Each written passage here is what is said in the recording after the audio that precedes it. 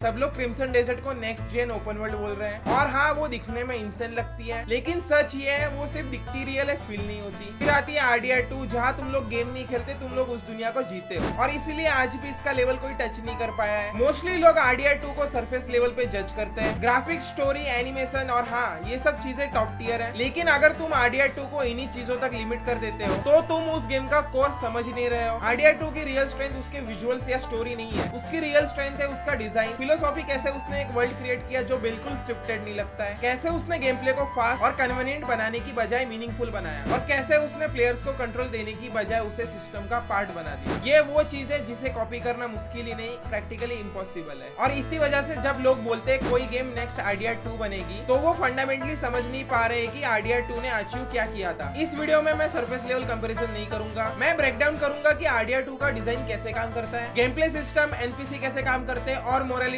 System कैसे काम करता है, स्ट्रक्चर, वर्ल्ड सिमुलेशन और सबसे इंपॉर्टेंट प्लेयर साइकोलॉजी। और एंड तक तुम लोग समझ जाओगे कि ये गेम बेटर क्यों है। और साथ ही मैं तुम्हें बता दूं इस गेम में भी कुछ फ्लॉज है। कभी ओपन वर्ल्ड गेम तुम्हें प्रॉमिस देती है फ्रीडम का, तुम्हें बोला जाता है तुम जो चाहो वो कर सकते हो, लेकिन अगर तुम थोड़ा ध्यान से देखो तो रियलाइज होता है कि ये फ्रीडम एक्चुअली कंट्रोल्ड होती है। गेम तुम्हें कंटिन्यूअसली गाइड करती है, तुम्हारे मैप पे आइकॉन्स होते हैं, मार्क्स होते हैं, ऑब्जेक्टिव्स होते हैं, तुम्हारा पाथ प्री डिफाइंड होता है, बस तुम्हें उस पाथ को फॉलो करना होता है। तुम्हें लगता है तुम एक्सप्लोर कर रहे हो, रियलिटी में तुम स्ट्रक्चर्ड सिस्टम फॉलो कर रहे हो। RDR2 इस अप्रोच को फंडामेंटली चेंज करती है। यहाँ पे गेम तुम्हें कॉन्स्टेंटली गाइड नहीं करती, तुम्हें पुश नहीं किया जाता कि तुम हर चीज कंप्लीट करो। बहुत सारे मोमेंट ऐसे होते हैं जहाँ गेम सिंपली एग्जिस्ट करती है बिना किसी तरीके से तुम्हें फोर्स किए हुए। इसका इम्पैक्ट ये होता है कि तुम्हारा बर्ताव चेंज होता है, तुम चेकलिस्ट कंप्लीट करने की बजाय तुम ऑब्जर्व करने लगते हो, तुम गेम के इन्वायरमेंट पे ध्यान देते हो, तुम अपने डिसीजन खुद लेते हो बिना किसी ऑब्वियस रिवॉर्ड के। यह रियल फ्रीडम है जब गेम तुम्हें कंट्रोल नहीं करती बल्कि तुम्हें स्पेस देती है। RDR2 का वर्ल्ड डिजाइन नॉर्मल गेम्स जैसा डिजाइन फील नहीं होता, ये ज्यादा एक रियल सिमुलेशन जैसा लगता है। यहाँ पे दुनिया तुम्हारे लिए रुकती नहीं है, इवेंट्स तुम्हारे अकॉर्डिंग ट्रिगर नहीं होते, NPCs तुम्हारे आने का वेट नहीं करते, हर चीज यहाँ पे अपने सिस्टम के अकॉर्डिंग चल रही होती है। इसका मतलब ये नहीं है कि तुम्हारा कोई इम्पैक्ट नहीं है, लेकिन तुम सेंटर नहीं हो, तुम एक लार्ज सिस्टम का पार्ट हो। ये अप्रोच बहुत इंपॉर्टेंट है क्योंकि ये प्लेयर के माइंडसेट को कम्प्लीटली चेंज करती है। तुम अपने आप को कोई हीरो नहीं समझते जो सब कंट्रोल करता है, तुम अपने आप को एक इंसान समझने लगते हो जो एक दुनिया में एग्जिस्ट कर रहा है। और ये सिर्फ फील नहीं है, ये सिस्टम एक्चुअली एग्जिस्ट करता है। RDR2 में 200 प्लस एनिमल्स और क्रिएचर है और ये रैंडमली स्पॉन नहीं होते, हर एक का अपना बर्ताव है, उनकी रहने की जगह और उनका रूटीन होता है। माउंटेन्स में अलग ही वाइल्ड लाइफ, स्वॉर्म्स में कम्प्लीटली डिफरेंट इकोसिस्टम, और फिर आते हैं लेजेंडरी एनिमल्स जो नॉर्मल नहीं है, और फिर आते हैं लेजेंडरी एनिमल्स जो नॉर्मल नहीं है बल्कि ऐसा फील देते हैं जैसे तुम बॉस फाइट कर रहे हो। मतलब ये वर्ल्ड तुम्हारे लिए डिजाइन नहीं है, तुम्हें इस वर्ल्ड के रूल्स फॉलो करने पड़ते हैं और यही छोटी सी चीज गेम को नेक्स्ट लेवल इमर्सिव बना देती है। RDR2 का गेम प्ले इंटेंशनली स्लो है और यही डिसीजन सबसे ज्यादा लोगों को पसंद भी नहीं आया। आजकल की ज्यादा गेम्स स्पीड पे फोकस करती है, सब चीजें फास्ट होती है, फास्ट ट्रैवल, जल्दी इंटरैक्शंस और तुरंत रिवॉर्ड। लेकिन RDR2 इस ट्रेंड के बिल्कुल अपोजिट जाती है। यहाँ मूवमेंट्स हैवी फील होते हैं, एनिमेशंस को कंप्लीट होने में टाइम लगता है और इंटरैक्शंस भी जल्दी खत्म नहीं होती। हर चीज में एक वेट फील होता है। शुरू में ये थोड़ा फ्रस्ट्रेटिंग लग सकता है, लेकिन जैसे जैसे तुम इसको समझने लगते हो तुम्हें क्लियर होता है कि ये गेम तुम्हें स्लो होने पर फोकस कर रही है। जब तुम स्लो होते हो तब तुम चीजों को नोटिस करना स्टार्ट करते हो, फिर धीरे धीरे छोटी से छोटी डिटेल्स भी दिखती है और वही डिटेल्स तुम्हें जेन्युइनली वर्ल्ड के साथ कनेक्ट कर देती है। लेकिन ये फीलिंग सिर्फ फ्री रोम तक लिमिटेड नहीं रहती, मिशंस में भी क्लियरली दिखती है। मोस्ट गेम्स में मिशन एक ही पैटर्न फॉलो करते हैं, जाओ, मारो, फाइट करो, कैप्चर करो, वापस आ जाओ। लेकिन यहाँ हर मिशन एक प्रॉपर एक्सपीरियंस लगता है। कभी ट्रेन रॉबरी एक फुल सिनेमैटिक मूवमेंट बन जाती है और कभी एक सिंपल राइड भी इमोशनल फील दे देती है। सबसे इंपॉर्टेंट बात, कभी ये मिशंस फिलर नहीं लगते। हाँ, एक प्रॉब्लम जरूर है, कभी कभी मिशंस काफी लीनियर हो जाते हैं, गेम तुम्हें एक फिक्स तरीके से खेलने पे पुश करती है। यहाँ पे एक इंपॉर्टेंट बात समझने वाली है, ये रिस्ट्रिक्शन कोई लेजीनेस नहीं है, ये जानबूझकर किया हुआ सिनेमैटिक कंट्रोल है। RDR2 का NPC सिस्टम इस गेम का सबसे स्ट्रॉन्ग पिलर है। मोस्ट गेम्स में NPCs प्रिडिक्टेबल होते हैं, उनका बर्ताव लिमिटेड होता है और उनका एग्जिस्टेंस मोस्टली बैकग्राउंड फिल करने के लिए होता है। RDR2 में NPC सिस्टम का एक्टिव पार्ट है, उनका खुद का अपना रूटीन होता है, उनका बर्ताव कॉन्टेक्स्ट पे डिपेंड करता है और सबसे इंपॉर्टेंट वो तुम्हारे एक्शंस को याद रखते हैं। ये मेमोरी सिस्टम बहुत पावरफुल है। जब वर्ल्ड तुम्हारी एक्शंस को एक्नॉलेज करता है तब तुम्हें लगता है कि तुम्हारी एक्शंस मैटर करती है। यहाँ एक और चीज आती है, आगे क्या होगा इसका डर बना रहता है। हर इंटरैक्शंस का रिजल्ट पहले से क्लियर नहीं होता और इसी वजह से हर सिचुएशन फ्रेश फील होती है। बिहेवियर, मेमोरी और रिएक्शंस का ये मिक्स मिलके एक ऐसी दुनिया बनती है जो बिल्कुल स्क्रिप्टेड नहीं लगती बल्कि नेचुरली फ्लो करती है। मोस्ट गेम्स मोरालिटी को बाइनरी बना देती है, तुम्हें क्लियरली चॉइसेस दी जाती है, तुम किसके साइड हो, गुड या इविल। तुम एक पाथ चूज करते हो और गेम उसके अकॉर्डिंग रिएक्ट करती है। RDR2 का अप्रोच भले ही डिफरेंट है, RDR2 2 का अप्रोच भले ही डिफरेंट है। यहाँ मोरालिटी एक सिस्टम है जो तुम्हारे एक्शंस को ट्रैक करता है। यहाँ मोरालिटी एक सिस्टम है जो तुम्हारे एक्शंस को ट्रैक करता है, लेकिन तुम्हें गाइड नहीं करता। गेम तुम्हें नहीं बताती कि क्या सही है और क्या गलत, तुम्हें खुद डिसाइड करना पड़ता है कि क्या सही है और क्या गलत। और इसका इम्पैक्ट साइकोलॉजिकल है। एक पॉइंट के बाद तो तुम डिसीजंस रिवॉर्ड के लिए नहीं लेते, तुम डिसीजंस इस बेसिस पे लेते हो कि तुम किस टाइप का कैरेक्टर प्ले करना चाहते हो। और ये शिफ्ट इंपॉर्टेंट है क्योंकि ये गेम प्ले को पर्सनल बना देता है। ये गेम सिर्फ रोल प्लेइंग नहीं है, ये सेल्फ रिफ्लेक्शन है। गेम प्ले, एनपीसीज का बर्ताव, मोरालिटी और इन्वायरमेंट, ये सब अलग अलग चीजें नहीं लगती, सब एक साथ काम करती है। तुम जो भी एक्शंस लेते हो उसका इफेक्ट सिर्फ एक जगह नहीं पड़ता, छोटी से छोटी एक्शन भी आगे जाके बड़ा इम्पैक्ट क्रिएट करती है। इसी वजह से इस गेम की दुनिया रियल लगती है, या कुछ भी अलग और डिस्कनेक्टेड फील नहीं होता। और जब दुनिया इतनी कंसिस्टेंट लगती है तब इमर्सन अपने आप बिल्ड होता है। RDR 2 में डिटेल्स सिर्फ देखने के लिए नहीं है, ये गेम का सोचने का तरीका है। हर छोटी चीज का अपना एक पर्पस होता है, विजुअल्स हो, एनिमेशन हो या इंटरैक्शन, सब एक फ्लो में कनेक्टेड लगते हैं। ये डिटेल्स सिर्फ देखने के लिए नहीं है, ये फील करने के लिए है। और इसलिए जब तुम गेम बंद करते हो उसका एक्सपीरियंस दिमाग में बैठ जाता है। RDR 2 बेटर है क्योंकि ये प्लेयर्स को इंप्रेस नहीं करती, ये उन्हें एंगेज करती है। ये तुम्हें इंस्टेंट रिवॉर्ड नहीं देती, ये धीरे धीरे इन्वेस्टमेंट बिल्ड करती है। ये तुम्हें कंट्रोल का फेक फील नहीं देती, ये तुम्हें वर्ल्ड का हिस्सा बनाती है। ये सिस्टम को अलग अलग नहीं रखती, ये सब कुछ कनेक्ट करती है। सबसे इंपॉर्टेंट, ये सिर्फ तुम्हें एंटरटेन नहीं करती, ये तुम्हें फील करवाती है। RDR 2 परफेक्ट नहीं है, ये मानना जरूरी है। सबसे बड़ा इशू है इसकी पेसिंग। काफी लोगों को ये बोरिंग या लंबी लग सकती है। कंट्रोल्स भी हमेशा स्मूथ नहीं लगते, मूवमेंट्स भी कभी कभी हैवी फील होते हैं, स्पेशली जब तुम फास्ट रिस्पॉन्स एक्सपेक्ट करते हो। मिशन डिजाइन में भी एक क्लियर कॉन्ट्रडिक्शन है। ओपन वर्ल्ड तुम्हें फ्रीडम देता है, लेकिन कभी कभी मिशंस में तुम्हें रिस्ट्रिक्ट कर दिया जाता है। रिप्ले वैल्यू भी थोड़ी डिबेटेबल है। स्टोरी स्ट्रॉन्ग है, लेकिन एक बार एक्सपीरियंस करने के बाद सेम इम्पैक्ट दोबारा लेना बहुत मुश्किल है। RDR 2 कोई परफेक्ट गेम नहीं है, बट ये जो अचीव करती है वो किसी और गेम ने अभी तक नहीं किया है। ये एक ऐसा एक्सपीरियंस देती है, सिर्फ ये गेम प्ले या स्टोरी तक लिमिटेड नहीं है। ये सिर्फ तुम्हें इंटरटेन नहीं करती, ये तुम्हें इंप्रेस करती है, ये तुम्हें एंगेज करती है और कहीं ना कहीं तो इम्पैक्ट भी छोड़ देती है। और इसी वजह से ये गेम कॉपी नहीं हो सकती। क्या तुम सिर्फ RDR 2 को गेम मानते हो